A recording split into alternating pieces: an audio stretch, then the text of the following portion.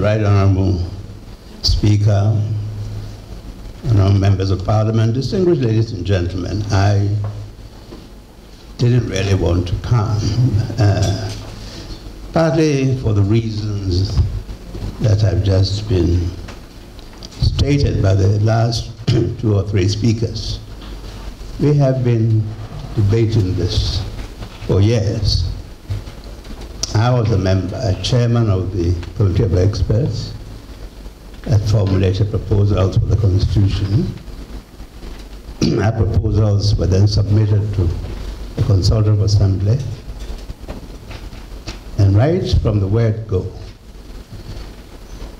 our proposals were subjected to severe critique. The Consultative Assembly did not accept a significant number of our proposals. In fact, they wouldn't even give us the benefit of even sitting in the hearing, in the sessions.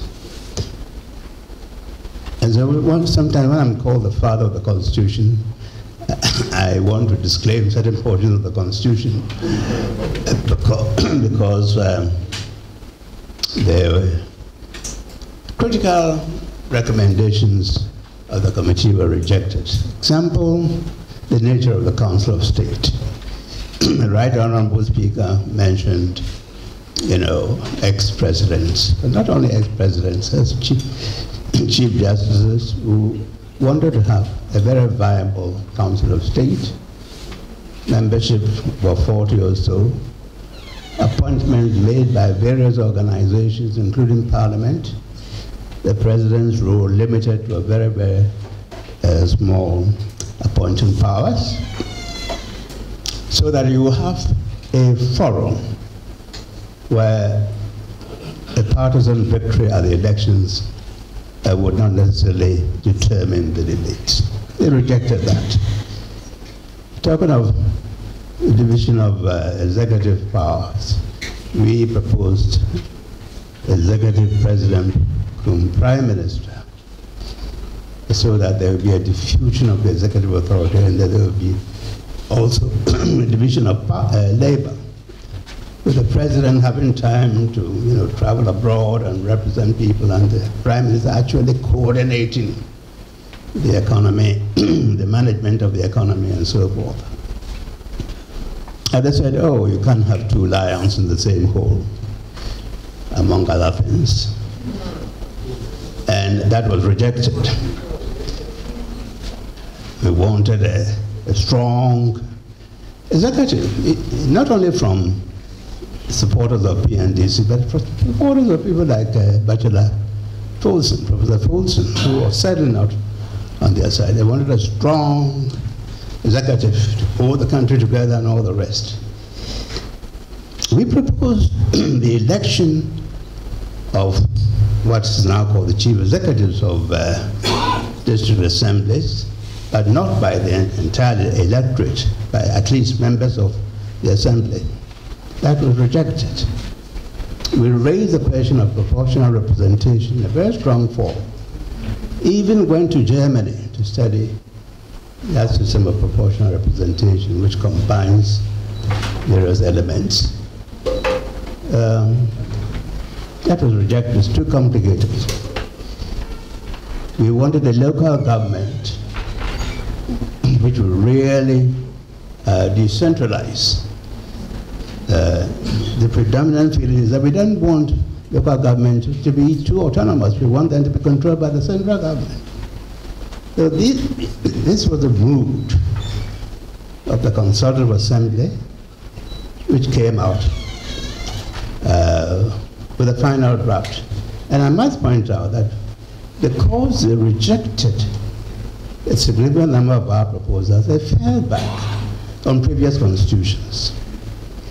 So if you look at some of the excessive presidential powers that we are complaining about, they were all in the 79 Constitution, most of them. That's, the appointment of people to serve in the public service shall be vested in the president in accordance with the Constitution. That's right. That's 79 Constitution. The much criticized Article 71 wasn't really discussed. It was lifted from Article 55 of the 1979 Constitution.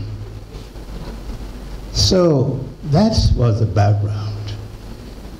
And then we are talking about constitutional limitations and so forth.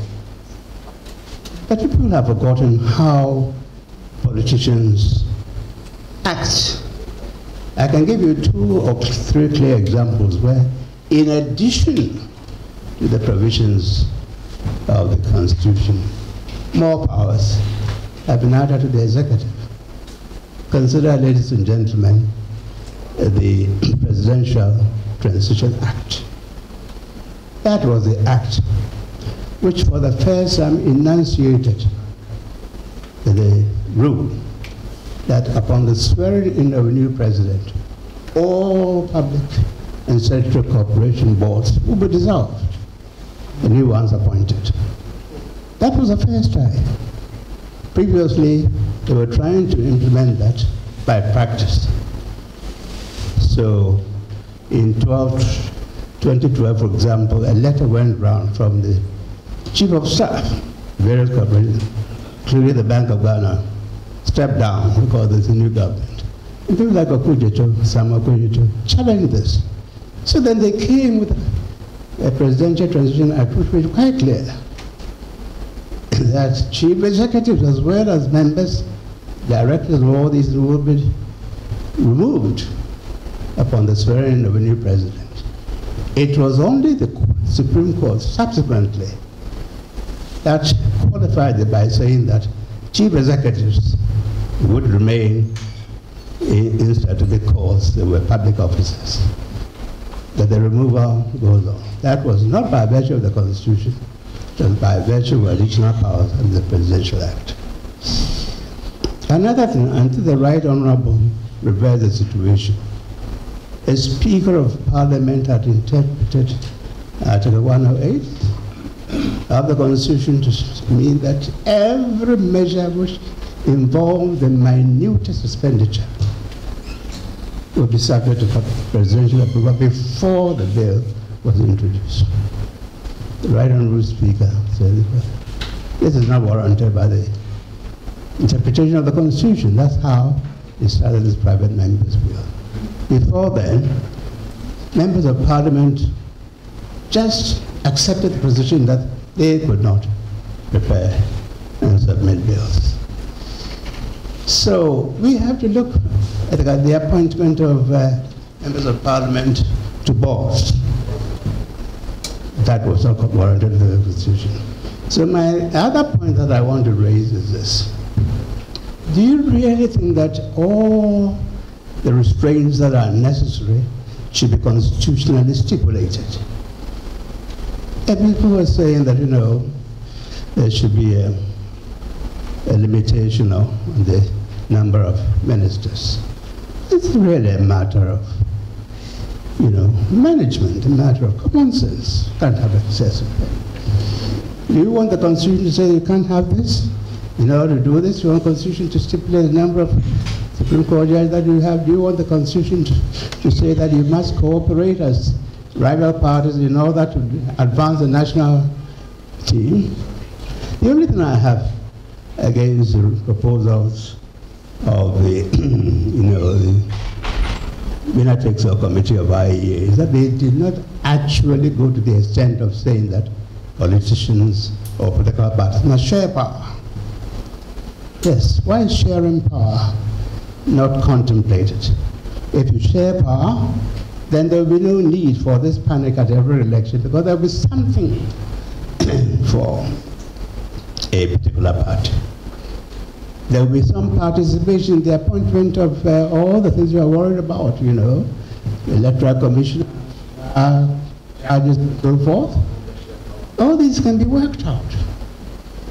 If you look at the Constitution, it does not say precisely that on the election of a new president and so forth, all ministers should come from one party, the victorious party. There is a certain tradition of winner take all. which has seeped into our culture by virtue of what we have learned, erroneously in my view, from the US and the UK. In other European constitutions, there's an approach. So I don't want to take too much of your time, ladies and gentlemen, but I want to know whether you think that every area of human behavior should be regulated by constitution. Yes. And if not, should there be some ethos, some constitutional ethos, some feeling that certain things should be done this way without a constitutional restraint? Look at Britain. You know, they didn't have much of a constitution. They became a world empire. Not by virtue of the perfect nature of their constitution. Hardly any written constitution, just a few principles. Korea, China, and others have become world powers, not by virtue of any constitutional perfection. Thank you very much.